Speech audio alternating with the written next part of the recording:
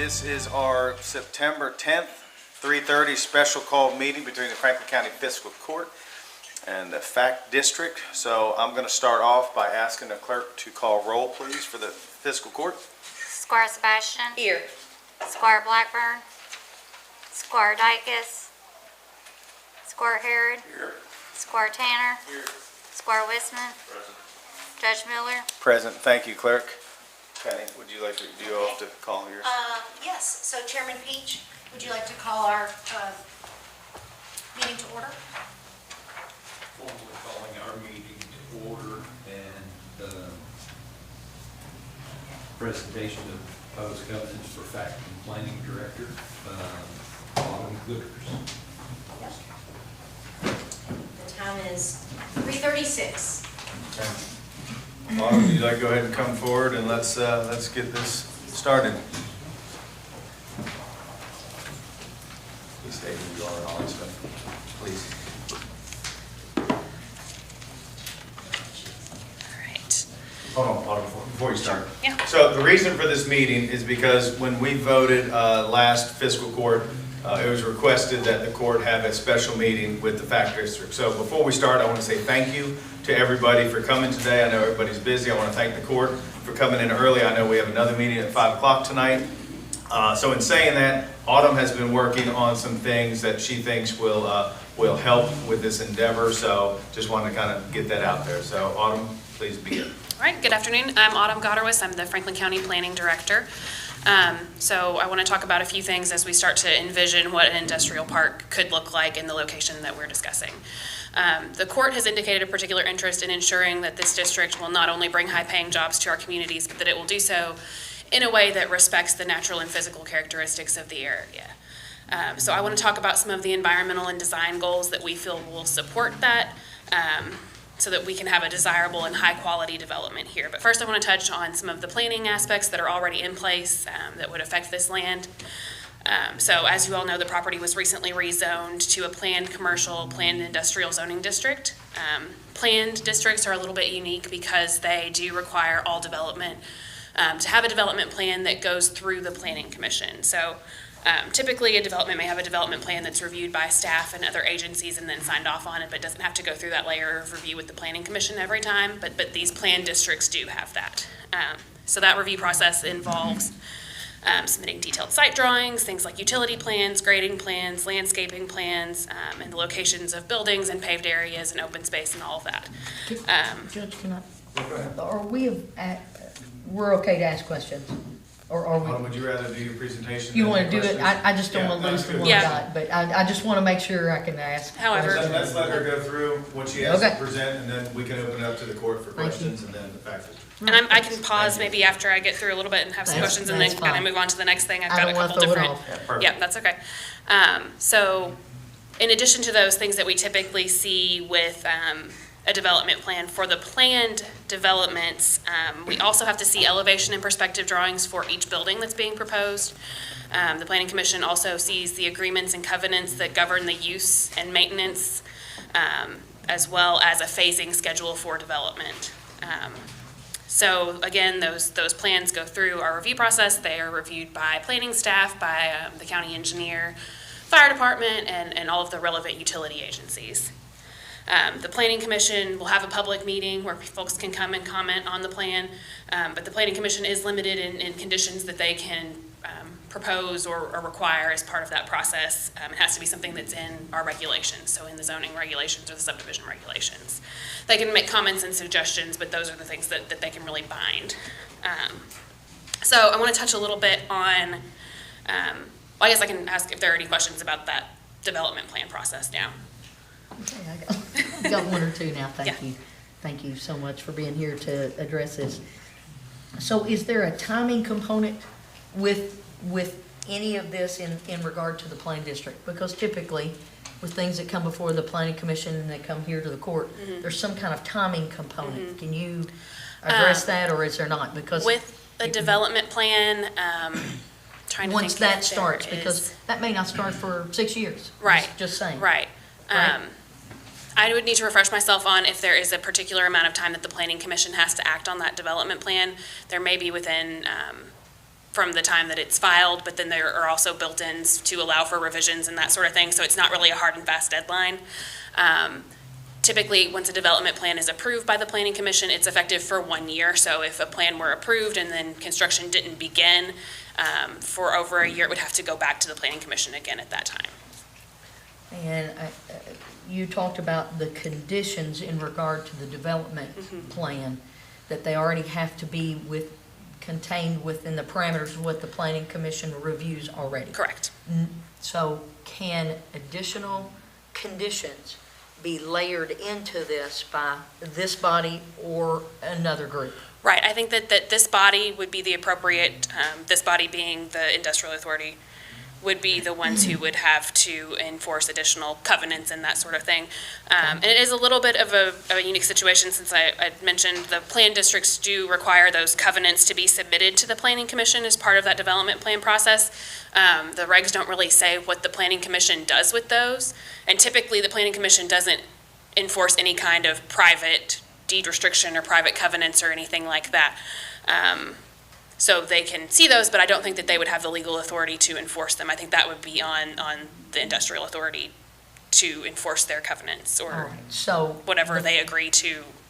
not the fiscal Condition. court would layer Correct. things on, it would be FIADA, Right, right? that's my understanding. Okay, so could the court recommend to FIADA additional conditions that it may see from its breadth across the community? Not just like trying to layer things just to add stuff, but because we know of a branch, let's just say, or a creek that runs through there, and we've had a lot of experience because of Slickaway and how things run on the other end of the county.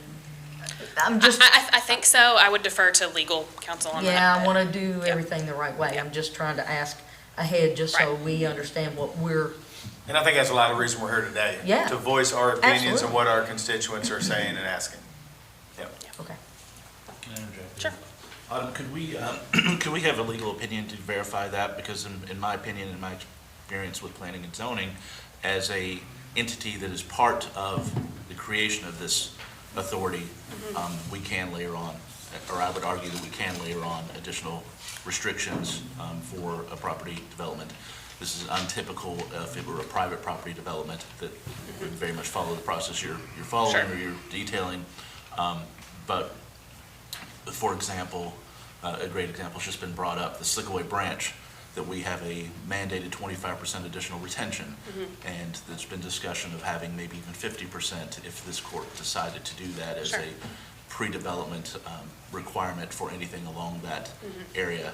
I feel this development might be a very similar situation in those instances where we require a particular setback. We already require a percentage of permeable pavers in this county. Sure. We could add additional retention requirements for runoff, those type of things. Right. Could we verify that, please? Sure, I think that there are different mechanisms for getting there, and what I'm in charge of Sure. implementing is KRS 100 and planning and zoning.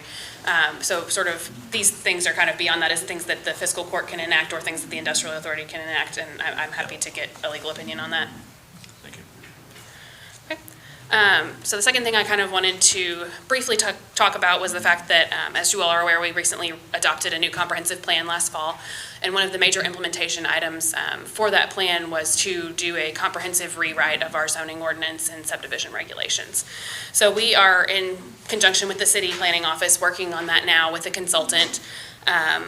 So there are several categories of regulations that we think would affect this project that will likely be changing in the next year or so. So things like landscaping and buffering provisions, things like lighting, parking regulations, are things that we expect to be updated as part of that code rewrite. So those are things that would likely impact this project. We expect that those code changes will likely go into effect next summer.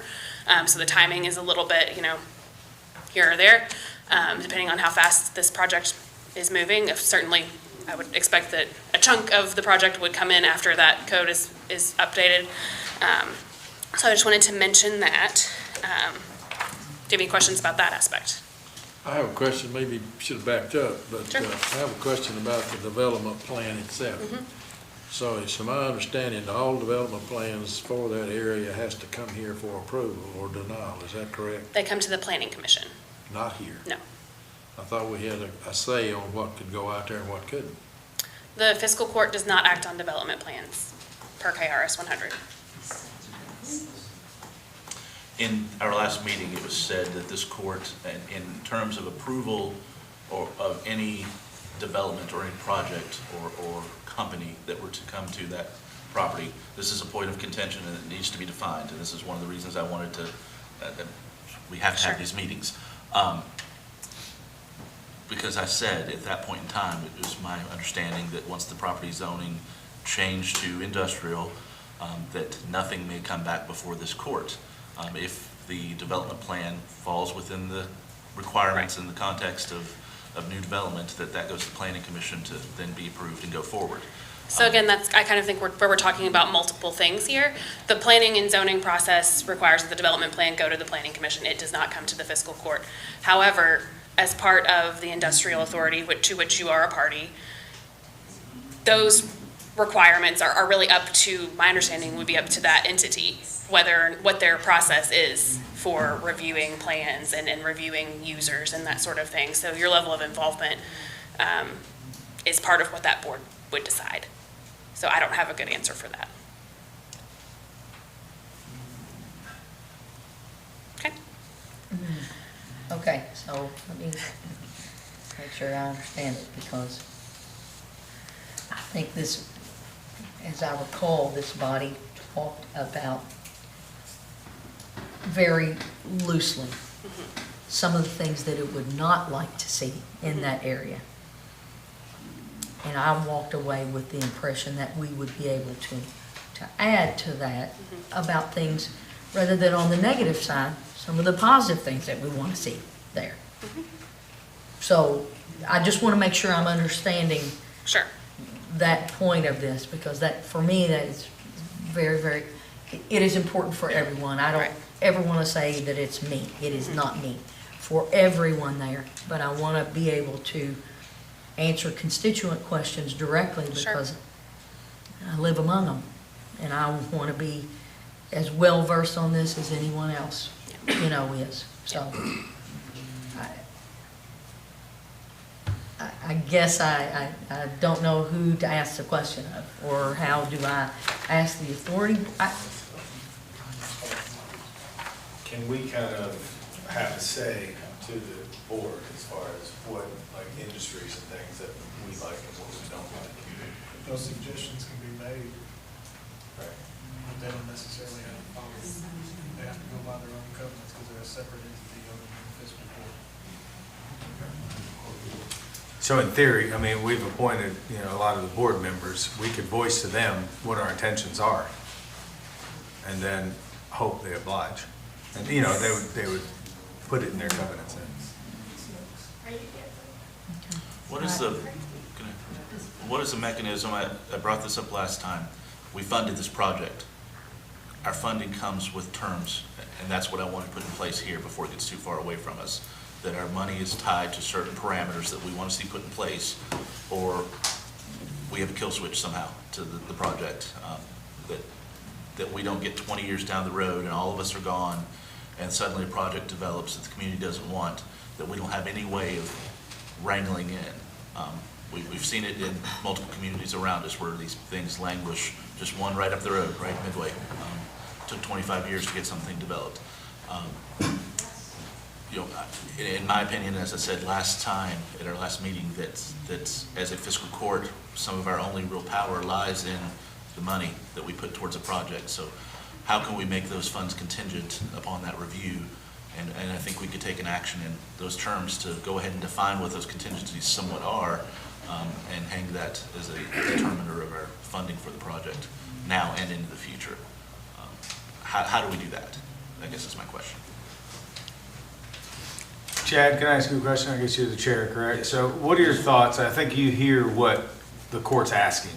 Sure. And I know you can't speak for the whole board, but, I mean, are you obviously willing to listen to what we think is appropriate and what's not appropriate, and take that into consideration as far as your covenants? I mean, I don't think anybody wants to do anything harmful in this community, especially. And I agree 100%.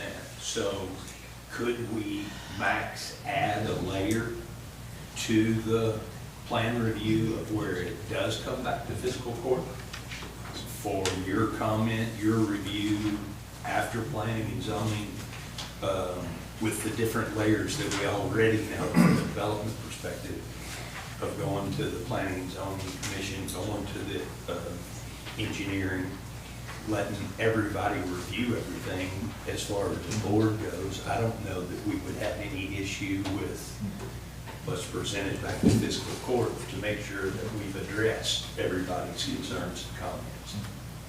Are you guys good with that? Well, the only thing I would say is timing sometimes is an issue. It's gonna take another 6 months or a year to get a development in here. Are they gonna be willing to wait another year to get it done? That's the thing I'm concerned, because sometimes there's 2 or 3 different sites they're looking at, and if ours is gonna take a year and a half longer, or 6 months longer, that might be the driving force to get it, to not make it happen. And that's a possibility. And that's a good point, but I guess my question would be, can you all put a layer in your process as far as knowing our thoughts, concerns, hopes and desires of the court? So as you're interviewing people for potential, to build something there, that going forward, we gotta do, three tree barriers or berms or, things like that. Or, we don't want a tire manufacturer. I mean, there's some environmental things too. I think so could that be done on your level? I think that might. I think we're all on the same page. Yeah. Your point a minute ago about, what about 20 years from now? That's very valid. Today, we're all on the same page of what we're wanting in there. Yep. Now, if that land's sitting way down the road, could that get a little loose? It could. We're not gonna be here, as you said, but it could. I think we should be able to put our goals and objectives, and I don't know how you do that in some kind of legal and binding manner, but I think we should easily be able to state our goals and objectives for that property, and can review that again. I don't know what you do past that. Would it be almost like a layer of restrictive covenants? I think that would be a way that you could do it. I think that there are several ways that you could do it. You could have restrictive covenants. I think that you could build in a layer of review that it does come back to the fiscal court after the planning commission or before the planning commission, however, you all see fit. I think that those are options that you have. You also could have a subcommittee of your group that reviewed plans or something like that. I think that there are a number of ways that you could do it. And like I said, I'm not a lawyer, so I would defer to your legal counsel. But the other thing I want to say, because I've done this a lot in Anderson County, but I think you all do still got say. And I think maybe a little bit of miscommunication here happens in Anderson County. We don't know who the end users are going to be. When they surface and we're kind of agreeable to them, and they do their full-blown engineering plans and submit them to the planning commission, they still come back to you all for the final vote. So if you all don't like it, you don't have to vote for it. Or at our fiscal court at times, fiscal court members can say during that, as they're making their presentation, here's the plans, they've been approved, this is what we want to do. At our fiscal court, they say, I think there needs to be a sound buffer here. And they can say right there at the meeting, we'll agree to the sound buffer. But That's is that's not That's not- applicable here? that's not That accurate. happens in a zone change, but Yeah. since we've already approved the zone change, as long as that, The and planning commission plans don't come back to you No. all No. for a first and second. as long as they meet the standards of Which is that, why we're asking. of that That's why we're zoning, going down this then road. in theory, no, Don't that's come back not. for you. No, sir. No. But that's what we're asking. Yeah. Could we make that a contingency, which ideally we would either before or after the planning commission thinks about it? So, Go ahead, Squire. okay, so my other thing was just kind of to dovetail on to what you all have been saying.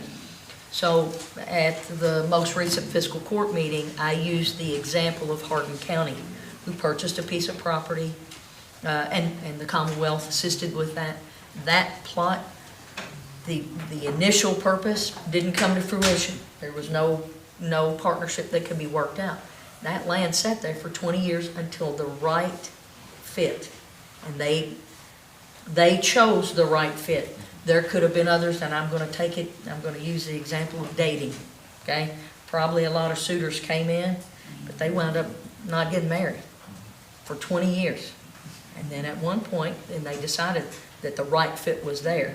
So I think at least what you're hearing, it sounds like from this body, we are trying to put every safeguard that we can in place, thinking to the future, when again, if that's 5 years from now, 7 years, 6 months.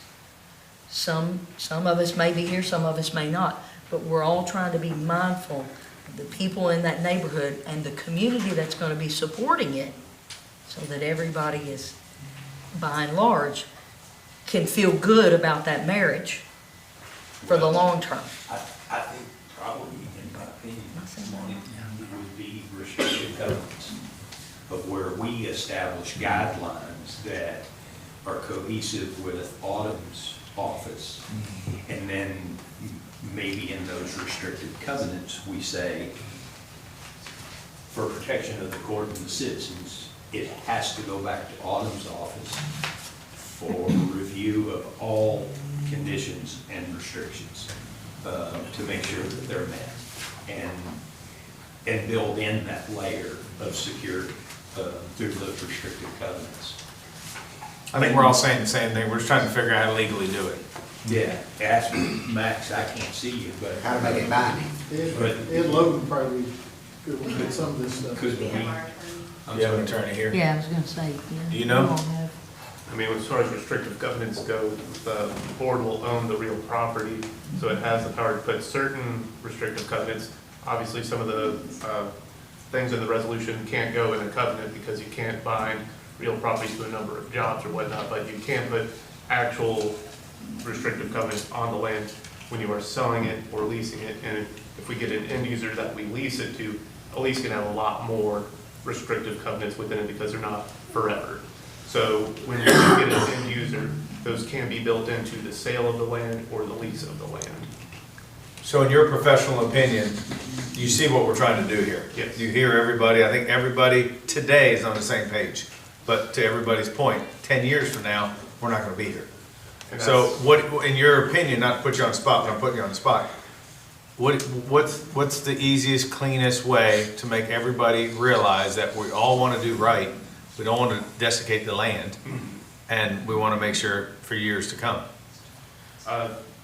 I think it'd have to be a statement or policy from FIDA. I don't think the fiscal court can bind future fiscal courts or any of the cities bind future city councils. They're not able to do that. However, FIDA, their mission statements, obviously they won't be as binding as we would like them to be, but with the goal and understanding that Franklin County, the cities in Anderson County appoint the board members, they can keep that mission moving forward with a unified goal. So it's not as binding as you all are wanting it right now, but it's a way to move forward as we try and find the right end user for the property. Okay, thank you. Judge Squire? Autumn, what is your experience with an overlay district? That's a good question. Would it theoretically be possible to create, since we need to guard against spot zoning, always right, and amending zoning generally for industrial that would apply to the whole county, and this site is maybe not the best way to go about it. So what about creating an Sure. overlay district that has the specific contingencies that we want for this parcel to put over top of this, which the court can create, put through planning and zoning, have approved, and then put in place fairly Right. soon? So there are certain legal requirements for overlay districts, and I would need to do some research on exactly what that process would look like. It would be tied to the specific land in this location, and could have a number of specific standards. There are kind of several ways you can go about it. You could do an overlay district, or you could sort of do a whole new zoning category. You know, those things do take time, of course, but that is potentially an option. But within the context of an overlay, I mean, those generally get fairly specific. We have an Yes. example here in Frankfurt where the, well, no, actually, we don't in Frankfurt, we're the one oddity. But generally, most of the state has a historic district Right. overlay, which gets down to details of buffering, planting, paint colors even sometimes. I mean, very, very detailed. Right. That we could specifically dictate, at least in terms of the development pattern for the land. Now, again, probably Right. not the number of jobs and the income level, that would Right. have to be some other contingency, but, and in that instance, could we, if we put that in place as a court, would there be any mechanism for this court to view and approve the development plan based on that There overlay? would not, KRS 100 is fairly restrictive in the review of development plans, and it doesn't allow for them to go beyond the planning commission. They are to be ministerially approved by the planning commission based on the regulations that are in place. And there were even some changes recently to tie that down even further, to sort of limit the discretion that a planning office could have on that, or that a planning commission could condition. So it has to be tied to regulations, and it would not go back to the fiscal court. But in terms of an overlay, I remember specifically instances in this community where, let's say a development happened and there was a historic stone wall that bounded the property at the roadway, that the planning commission, as a contingency of the approval of the development plan, mandated that it be repaired and kept, or that a historic cemetery was kept in place. I think this may be a way to go about at least putting in part some of the details that, as you've defined here for us, of some of our objectives for lighting, stormwater, landscape buffering, that kind of thing. And then we'll have to have some kind of mutual agreement, I think, in addition, that is directly with the authority about minimum number of jobs, income levels, all those kinds of things we want to see.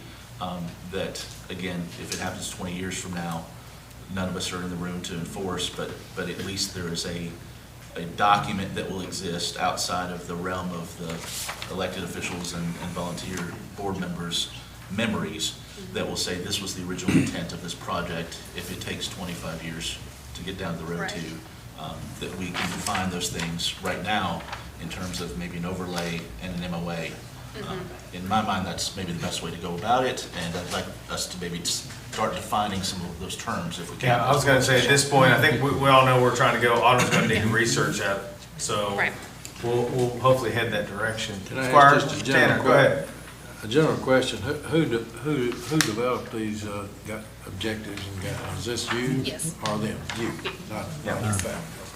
So then how would we get this interjected into the plan, basically? Right. So yeah, I think that I can kind of talk about these a little bit now. So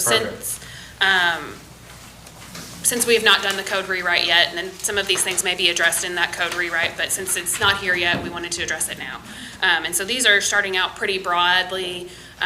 We could develop some standards under each one of these 7 items that would be more specific if they were to be a binding covenants or some requirements of an overlay district, or however we end up going at this. So again, these are fairly broad, but wanted to kind of just introduce the ideas to make sure that everyone was on the same page. So I'll just kind of briefly touch on each of these 7 objectives that are on the handout you all received. The first one being multimodal transportation, with the intention that the FACT will develop an attractive, effective, and safe transportation system for all users. So be that a pedestrian, a cyclist, someone in a car, someone on public transit, someone as a passenger, whatever, that everyone is able to move safely and effectively through the site. And that could include things like grade separated sidewalks, multi-use paths, crosswalks, all that good stuff. Second item is vehicular use areas. And this gets at sort of several different factors, pedestrian safety, buffering and views. No one likes to see a large sea of parking. There are environmental impacts to that, heat island effect, that sort of thing. So providing some standards that vehicular use areas are designed in a thoughtful way that meets the need of your user, but also takes into account the environment and the neighbors and the surroundings. Number 3, utilities. This would be a recommendation that where feasible, utilities are underground, and that any sort of above-ground equipment be screened in a sensitive manner to protect the view sheds and the overall appearance of the property. Number 4, buildings and structures. The idea here is that we want buildings that are of a high architectural quality and that are sustainable and resilient. So things that would meet or exceed the minimum energy efficiency requirements of the Kentucky Building Code. The Kentucky Building Code adopts a several-year-old energy code, so I think that it would be really good if these buildings could be more up to standard. Things like bird-safe glass to ensure that bird collisions are at a minimum. Things like orienting the building so that there's an activated streetscape. So things like having different materials on the building or offsets so that you don't just see a big blank metal wall or a big blank concrete wall. So things like that. Autumn, can you define Sure. This comes up a couple of times and has in our code rewrite and our zoning, what high-quality materials are generally considered to be and what they're not considered to be.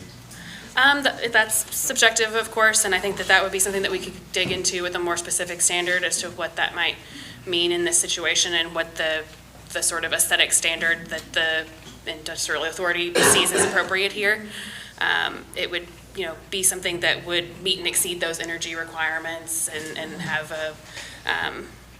meet those things like offsets and changes in materials and having fenestration to create an attractive and interactive streetscape.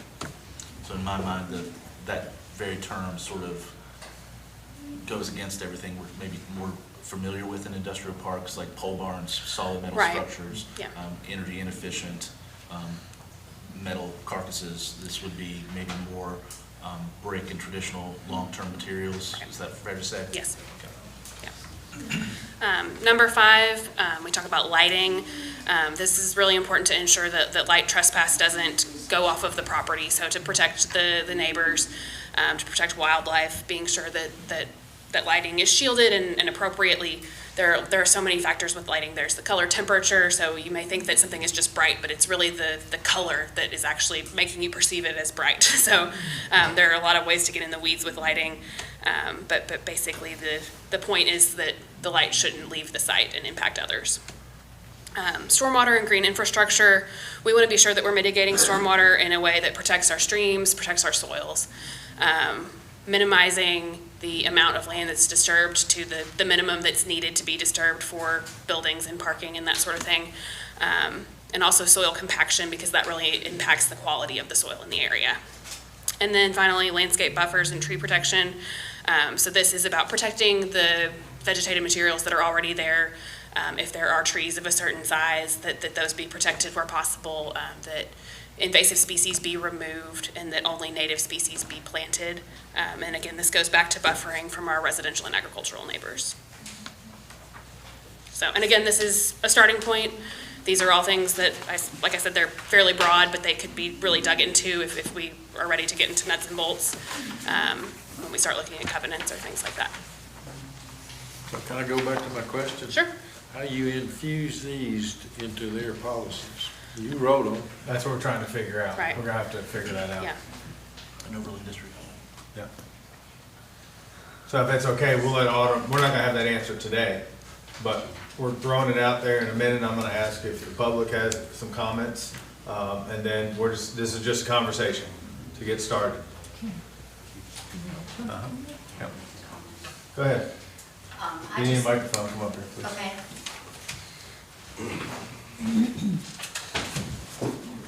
Wow, I'm gonna fall out of your chair. Penny Peebler, Executive Director of the Franklin Anderson Industrial Development Authority. So these, Autumn and I did meet about these proposed covenants. We looked at best practices for environmentally sensitive commerce and technology parks of the 21st century. We looked at a variety of different building materials such as tilt-up concrete, poured-in-place walls, other kinds of native landscape buffers, larger buffers than perhaps had been envisioned in the past, fences which are more in keeping with the rural character of certain areas. And so we did present this to the FACT District Board as a beginning place for intention. In addition to that, throughout this process, over the past almost 2 years now, these intentions have been communicated in various documents, in writing as well as verbally, that there is an intention for this to be a high-quality development of high-quality architectural materials, modern architectural materials, energy efficient, capable of incorporating the weight of future rooftop solar panels, other kinds of things that could be encouraged when we go out to market looking for the right company to locate. So it is time to put these things into covenants, binding elements, whatever the right terminology is. But I think as a person who's been working on this for several years, these are intentions which have been communicated multiple times, both to the staff of this new organization as well as to this board. And I think everybody on the board would agree with that this is not new information. And so as we go out and really work together with the community to market Frankfurt as a place to do business, this is at the forefront of our work. And we hear the concerns that people have, and we want to put in place a long-term solution so that when the next group of folks are in these seats, we can make sure that the intentions remain clear. And we've communicated that to our legal team, and we've had those conversations with the county's legal team. So that's really the directive that's been given to the staff by this board, and the input as we've gone through this process. And each iterative item of each authority having jurisdiction has had these elements discussed throughout. So it is not new information. Thank you. Penny, do you mind going over our timeline, just so everybody's aware?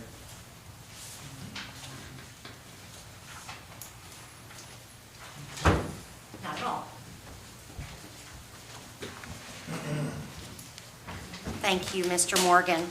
So the timeline for the project is that, of course, on August 27th, the zone change was approved by the Franklin County Fiscal Court, and now the various authorities having jurisdiction are resolving to induce and appropriate funds to the project according to the schedule. So the Franklin County Fiscal Court appropriated, the Kentucky Capital Development Corporation appropriated on Thursday, August 28th. Written notice to landowners to exercise the option agreements occurred on Friday, August 29th.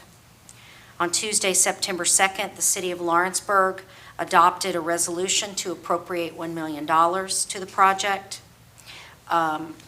Today, on Wednesday, September 10th, Anderson County Forward appropriated $500,000 to the project as part of the local match funds for Anderson County. And now, each of the municipalities is conveying their appropriated funds to the bank account, and that is happening over the next several weeks. It is the intention of this body to close on the properties by the end of September, at the latest by mid-October of 2025. There is a meeting on Tuesday, September 16th of the Anderson County Fiscal Court to begin the process for the $500,000 additional local match fund that Anderson County has to create the total corpus of $4 million for the project. The City of Frankfurt will be voting on their inducement resolution on Monday, September 22nd. By mid-November, all of the funds are expected to be expended and appropriated, and the requisite invoices will be filed with the Kentucky Cabinet for Economic Development for the Product Development Initiative grant to keep the project moving forward. Options have to be exercised by when? October 13th, 2025. However, there are some additional, there is an additional option to extend those options for another year beyond that. In all three of them? That's my understanding. Our legal counsel is here. However, it is our intention to close this month. Thank you. Thank you. Alrighty, Court, so I know we have some things to figure out. I think we're all heading in the same direction. Autumn, I appreciate you starting this process, and Judge, I just have quite a few questions I'd like to present before we get into, or closing it up here. I'm not closing it up, but I was gonna let the audience speak, but yeah. I mean, if I can, I wanted to speak just to some experience here that, we all remember, quite frankly, a previous director and the way that our economic development agency has went in the past, right? And I distinctly remember a problem where we had covenants put in place by the Industrial Development Authority for one of our industrial parks that were unilaterally changed by that board and that director. So it's been brought up that we put a covenant in place, but I would really like to press that I would like to see an MOU between our body and this organization that puts in part those requirements, as Ms. Peebler's been discussing here, about parameters of types of jobs, things that we can't put into land restrictive use. Because as we continue to say, things get down the road, we all aren't here. I would like it very overtly assured to the public that 10 years down the road, we're not going to take whatever comes along, that we're going to hold the feet to the fire, and that the original intent that's defined here doesn't, or supersedes us all. I don't think everybody would agree with that. So I want to press that an MO or a covenant is not the appropriate mechanism, I don't think, for no disrespect whatsoever, but we're all not going to be in these seats indefinitely. I think an MOU with an agreement between us would be appropriate to define some of those elements. 1,500 jobs, 65,000 income minimum for those jobs, whatever else we want to put into parameters. And I'd like to see that move forward as soon as possible, really before we take ownership of the land, ideally. I think we can do that fairly quickly to give our communities some semblance and some assurances. You know, I don't agree with this project, but I'll be fighting to the end to make sure it goes well for Yeah, everybody. I think everybody's doing the same thing, but I think let's give Autumn some time to research it, because this is her wheelhouse. as far Well, as we're what she giving thinks is the some best. directives to the staff to take Yeah. forward, so I think, in my opinion, an overlay is gonna be best, and an MOU between us, not a covenant, and not restrictive language, deed covenant, or covenants or anything, so I think those are the best way to go. And then, since Ms. Peebler just mentioned that the options are going to be taken forward with this property, you know, there's been questions in the community, what if we don't get what we want?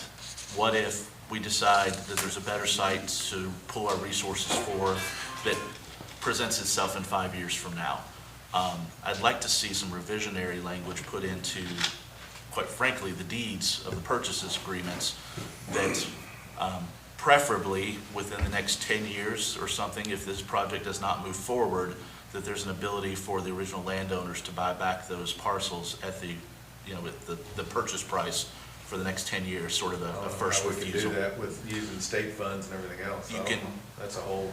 we'd have to pay back all those funds, to my opinion, but you could do a first refusal in a deed that's not going to hurt anything, it's not going to hold up anything, but would give those property owners the right to get back their farms if we don't move That's an forward. attorney question there, so, I mean, Autumn knows what we're That's trying not to a do. turning question, it's something I want to see moving forward before the deeds are exercised and purchased, that I think contingent part of that deed language should be that these people are able to, these farm owners are able to buy those parcels back, and I'm expressing my opinion here.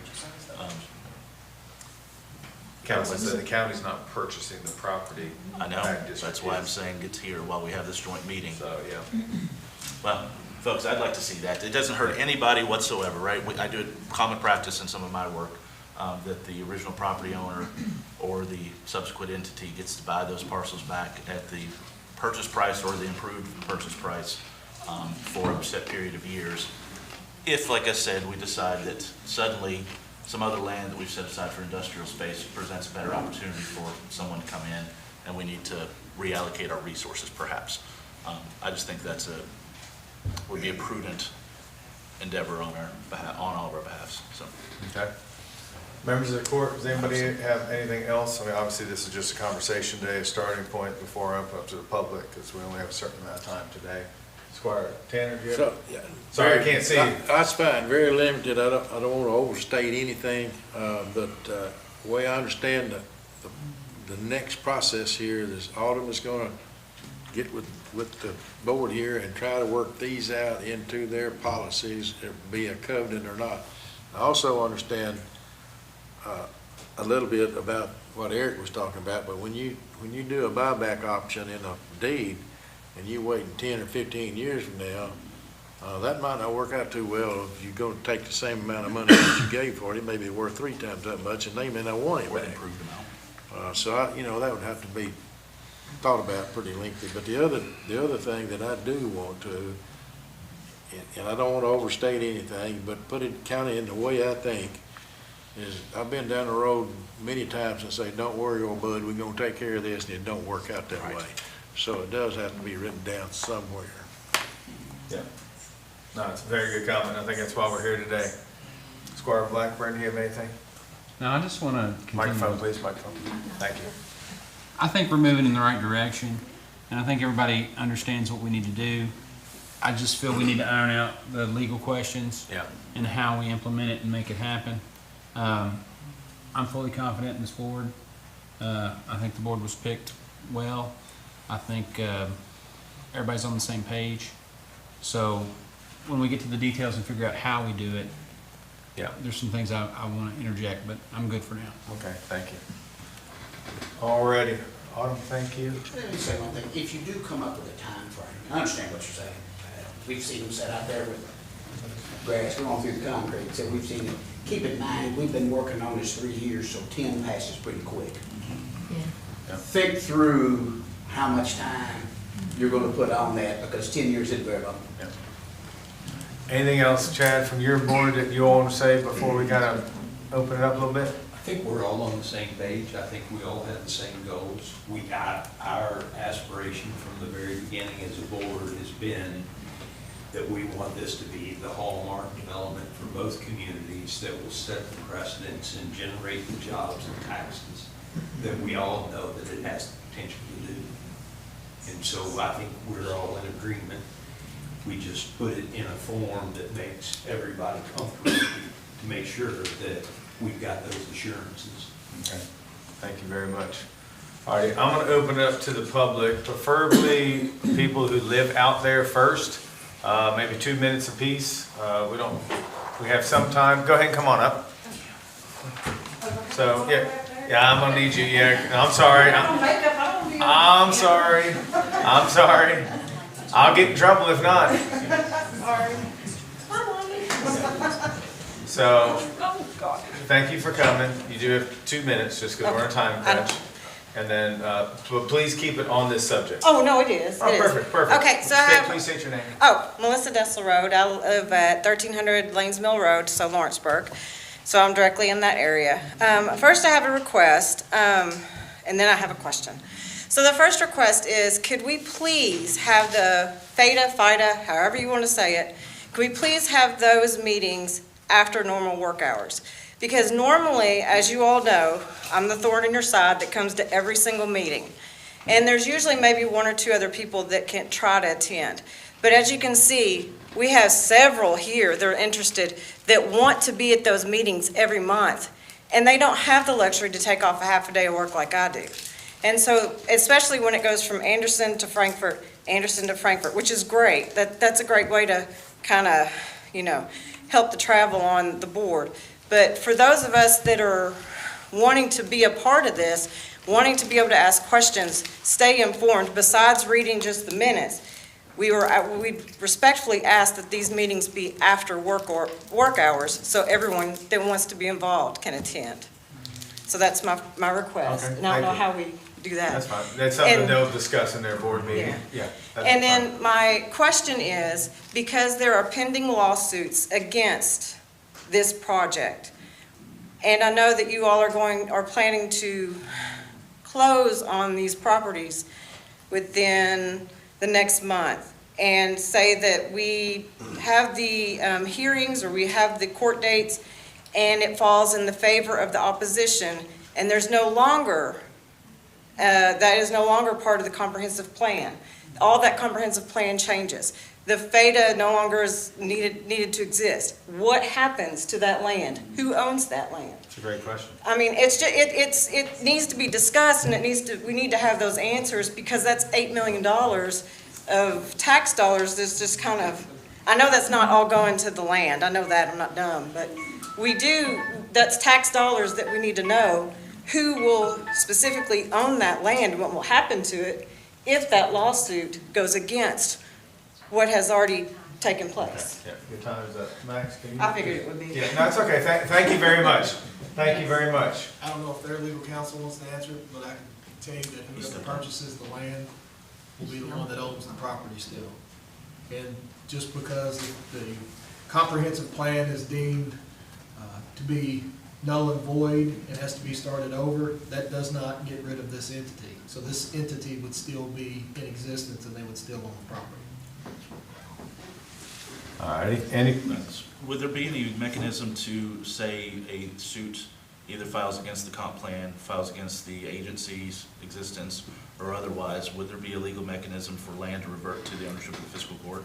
If say, I'm trying to think about all aspects, right, that either entity that exists that is the land purchaser fails to exist in perpetuity, would there be, or ceases to exist because of court order or something, would there be a mechanism for revision?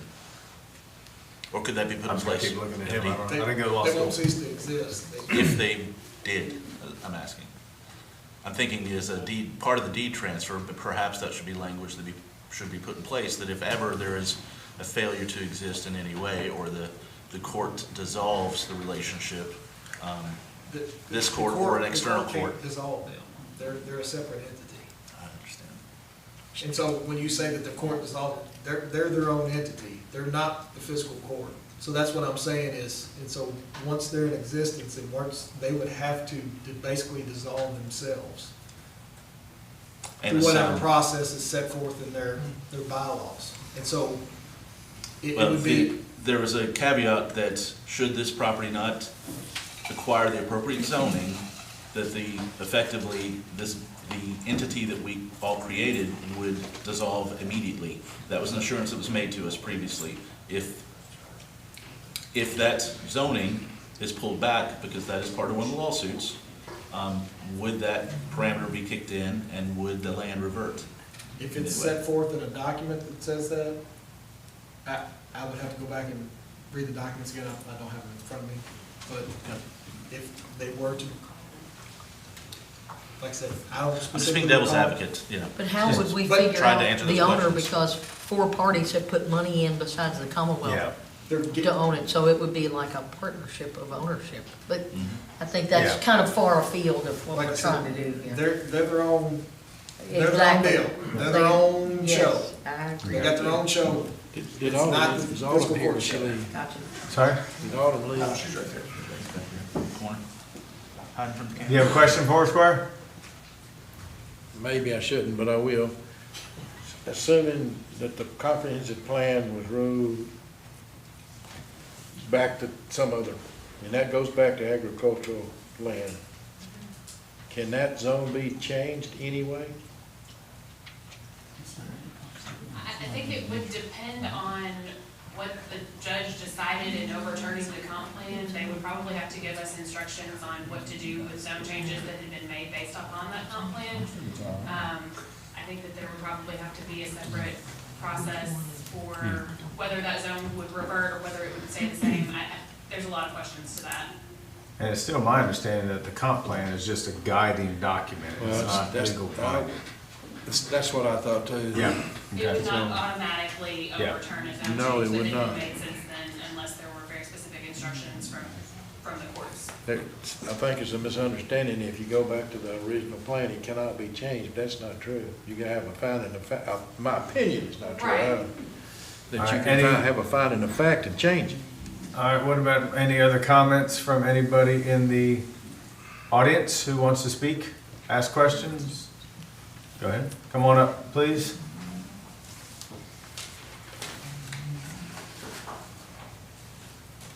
Please state your name for everybody, and let me remind you, we're gonna do a 2-minute time check. Richard Rosen, Frankfort, Kentucky. Listening to this whole discussion, what I concluded is if we have regulations or covenants or whatever they're called that define what we, including the fiscal court, wants and what you don't want, then number one, I think those regulations and covenants should apply to all new industrial development in the county, not just this one project. And number two, those regulations and covenants should force the developer to create a plan that satisfies the fiscal court, and therefore an additional layer of approval shouldn't be necessary because you've created your regulations and covenants that define what you want there. So I'm not sure you need that extra layer of approval. And that's all, that's my thoughts. Okay, thank you very much. How are you, Squire? No, you're fine. Any other comments from the audience while we're all here? Okay, so it's my understanding, Court, that Autumn has the most homework out of us all here. And she's gonna get with some attorneys. I think everyone's heard. I think we're all trying to do the right thing. We're trying to do the best for our community. Again, I appreciate this board. I know it's a lot, volunteering your time, especially during the day. I want to say thank you for coming today because this is kind of a special meeting, but very important to all of us that we get this right. I think you all can see that, and we just want to make sure that everything goes smoothly as we can, and we're doing best for Anderson County and for Franklin County. So, any other thoughts, concerns, comments from the court before we adjourn? Alrighty. Judge, the FIDA has a couple of items on its agenda after the board adjourns. Okay. That it would like to, it will continue meeting. Okay, just so we're gonna go ahead and leave, but we have another meeting starting at 5. Yeah. we'll Okay, we just- all right, so I'm gonna ask court motion to adjourn. So moved. Second. All those in favor say aye. Aye. All right, those opposed say nay. The fiscal court is adjourned at this time. And so, Go ahead, Penny, come up here. yeah, so Chairman Peach, the next item on the agenda. Penny? you call for- Penny, let us get out of the room. We can't all stay in here. No,